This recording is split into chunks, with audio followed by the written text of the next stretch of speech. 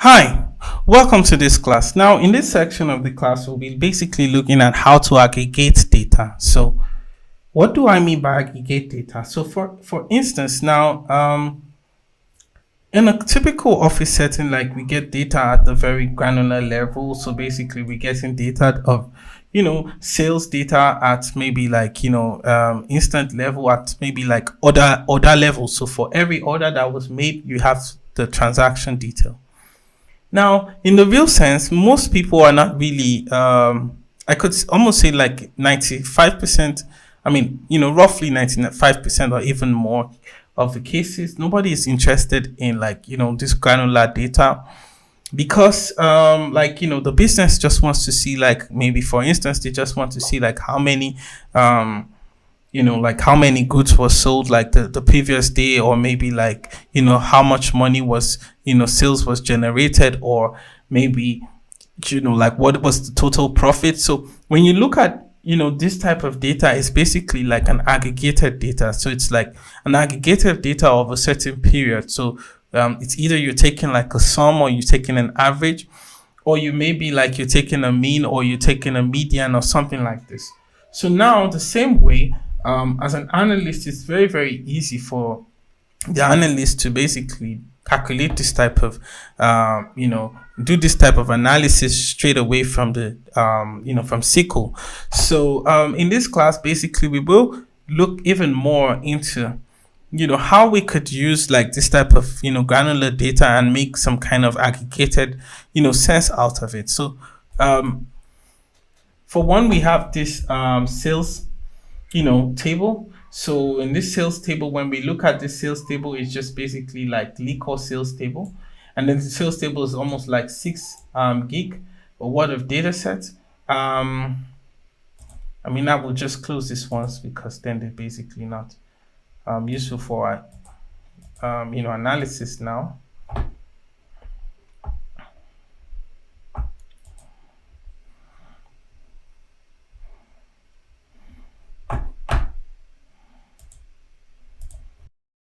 This is the preview of the sales data set. So for the sales data set, you have like the invoice and item number, you have the date, you have the store number, and then you have the store name, and then you have like the address, the city of, I guess, the store, and the zip code of the store location, and then you have the county number, the county, like you have the category name, and then you have the different item description, and then you have the cost. So that you have the pack. You have the bottle. So basically, this seems like basically like an inventory of a couple of stores, right? And so basically, we can just basically take it as the inventory. And so basically, for this case now, they have like this triple sec thing basically costing at 2.33, and it's costing 3.5 on retail.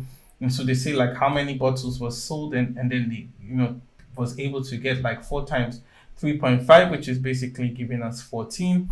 And then you have like the volume sold in liters, which basically also is I think it's basically like a multiplication of this number of bottles sold times the bottle volume in milliliters, and then so basically have like that. So we have this data set like this, and so basically we know what we're looking at. So for instance, now they say like different stores are selling different things, right? And then maybe we want to see like, for instance, we would like to see what store is basically what is the total amount that each store is getting. So you could see like for each store, maybe you might see a certain store a couple of times. For instance, you have this store, it's showing like a couple of times here. So basically it has like different goods, and it's showing like, it's basically telling you different items that is in different stores that and how much they have sold at the time being. Now, when we look at this, we can see like, okay, so maybe we want to do this analysis of how much is different stores selling, right? The total amount that different store is selling. So to do this in SQL, one of the easy ways to do this is just to say, okay, you want to have the store name. So you want to select the store name. First thing, when you want, whatever you want to get as your answer, it goes into your select, right? So like the first thing you select is maybe your store name, and then you want to see how much is each store sold, right, in total. And then you go and you see that, okay, so we would like to see how much each store has sold, and we just go to the sales dollars. But then now we do not want to see it individually. We want to see the total that has been sold by each store. And then we just put a sum, we put a bracket, and then we put the name of the column that we want to see, because we want to see like a total. And then when we come here, we can see that we're doing like something like a sum of sale. Now, to do a sum of sales is not like sufficient, basically, because like if we try to run this query, it's not sufficient to go. We still have to do one other thing when we aggregate, and this is including what we call the group by. So now this is just basically, the group by is just basically like, what granularity would you like to see the final result? So you would like to see the total sum for different stores, right? So which basically means like you like to see it at the store level granularity. So basically you will group by the store name because of that. So because you want to see the data at the store name level, so you group by the store name. And then when you run this query, you will notice now that your answer will come out as the different store names and the total amount that they have sold, right? This is the total amount that each store has sold. So this is how you basically get to your analysis. So basically we can see like we have a lot of stores in this case, right? So, and we have like almost 2,000 stores. Another very good way to categorize this, maybe we want to see how different counties is doing. So maybe we assume like we have lesser counties than stores. So when we put the counties in this case, we could basically like change. So we want to see how much is sold in different counties. And then when we group by county, when we run this query now, we see like it changes from the store name to the county. So how many counties we have? We have like 200 counties. So basically for each county, you can see what they have sold, right?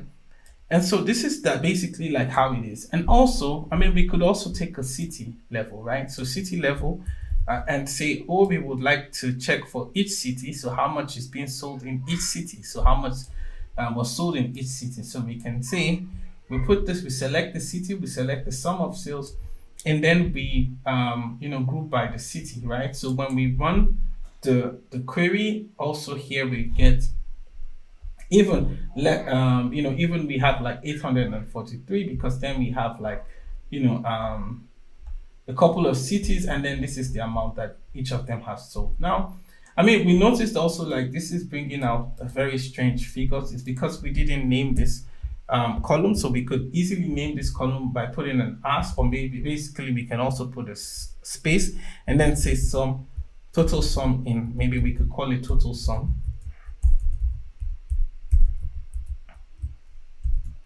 in dollars. Now when we name the column like we did in the first class, we noticed that we cannot just put some spaces in between, because this will be very confusing. And so we basically put like maybe an underscore. If we, however, want to put a space, we could just basically like, put this into some kind of double quotation. And then this is already possible. To put it in a space is already possible. So here we have